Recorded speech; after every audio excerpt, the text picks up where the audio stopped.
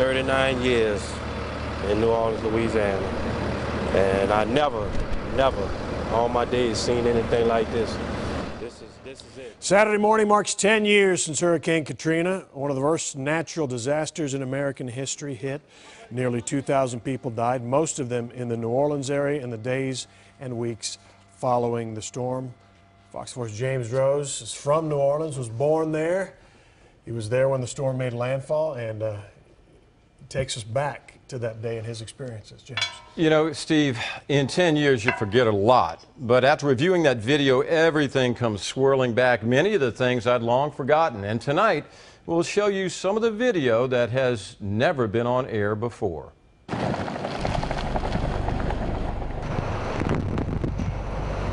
This is the morning of August 29, 2005, just outside of New Orleans, as Katrina makes landfall, a Category 3 hurricane. Like, I was going to cover a storm. I wasn't going to cover a natural disaster. None of us realized the storm would forever alter one of the oldest cities in America, leaving each of us profoundly changed. This has to be the largest search and rescue operation in Louisiana history. It was like something out of Walking Dead, this apocalyptic scene. What still disturbs me to this day is how long it took to come to the aid. There was no help for days. Photographers David Tafalis, Steve Bellairs, and I covered what became one of the most destructive storms to ever hit American soil. For me, it was personal. New Orleans is my hometown. Disaster right now, total disaster. All right, you gonna roll as I drive by? Yeah. David and I drove through hurricane-force winds that Monday morning and captured images of catastrophic damage that rapidly became a worst-case scenario for the Crescent City and the tens of thousands of residents who stayed behind. And you remember we were getting the video and still kind of getting blown sideways, and it was, you know, frightening. I could honestly say I was stressed the whole time. Keep going.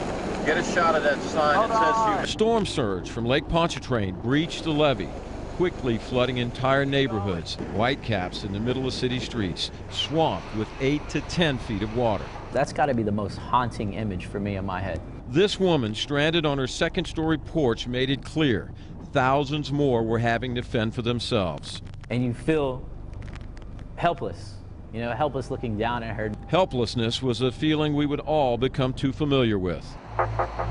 This is the worst I've ever seen it, and I'm 55 years old. By Monday evening, winds died, skies cleared, but the floodwaters continued to rise. It was pure hell. I never thought, and they never thought, that that water would rise to the point where we were up in the attic. Thanks to a hatchet in the attic, Adam Woods was able to save his mother and her friend by getting onto the roof where Coast Guard helicopters lifted them to a dry, elevated interstate. We know you want to see your house. My house is down there. Yours too. But there were far more victims than first responders. By Tuesday morning, local boat owners set out to rescue friends and relatives, hundreds trapped in hot attics. When the boats pulled up, I remember there was nobody to get the people off the boats. So James right away, you know, runs to the boat and starts helping elderly people off the boat, and they're throwing me in the back of pickups. It wasn't even like ambulances. My mother drowned herself. She gave up. Strangely, going through the video again 10 years later, we realized these first responders were not from Louisiana at all, but rather Kentucky and Tennessee. Just absolute hopelessness and despair and frustration that there was not a quicker response by every level of government. By Wednesday, we had made it to Canal Boulevard as looting and shooting and fires continued.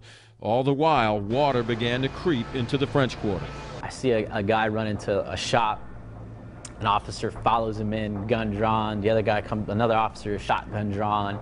You hear 2 pops. I told David at the time it wasn't gunshots, it was fireworks. But if it made my mind click in the right direction so I could function, by God, that was fireworks. 3 days into the disaster, even some of the hospitals were flooding. The hospital is underwater.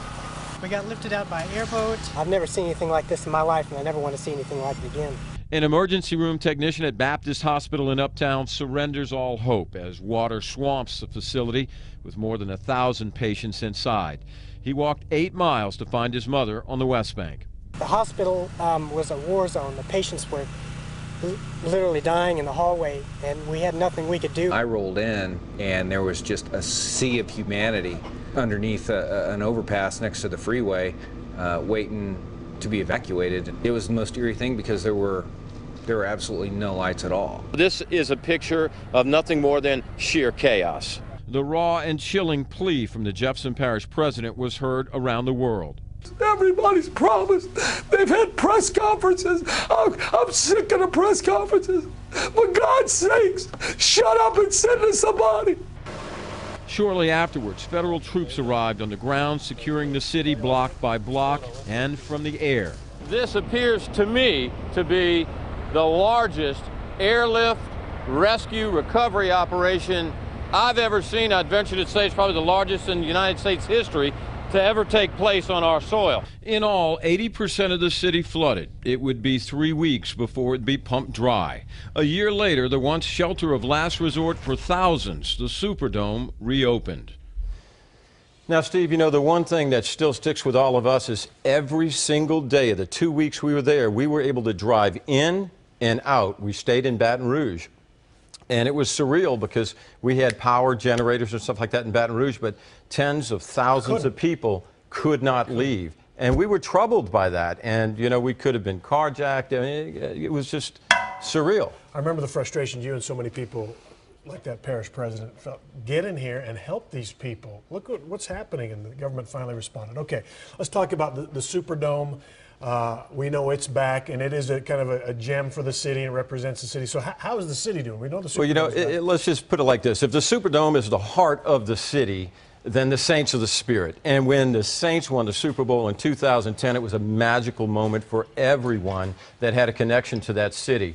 That really gave it a much-needed boost. Now, tourism in the French Quarter is doing well, and the population right now is roughly 79% of what it was pre-Katrina. But the city still bears deep scars. You venture out into New Orleans East, Gentilly, or the 9th Ward, you'll still see abandoned homes, and much of the lakefront now has been rebuilt. But again, still signs that there are problems out there. New Orleans has not rebuilt the marina there, for instance, although the state has rebuilt, but there's still a lot of work to do, Steve. All right, let's talk about, I guess, the opportunity, the possibility this could happen again. Katrina was a Category 5 storm out in the Gulf. It reduced to Category 3 by the time it made landfall and still caused all that trouble. Have the changes been enough to prevent this from happening again?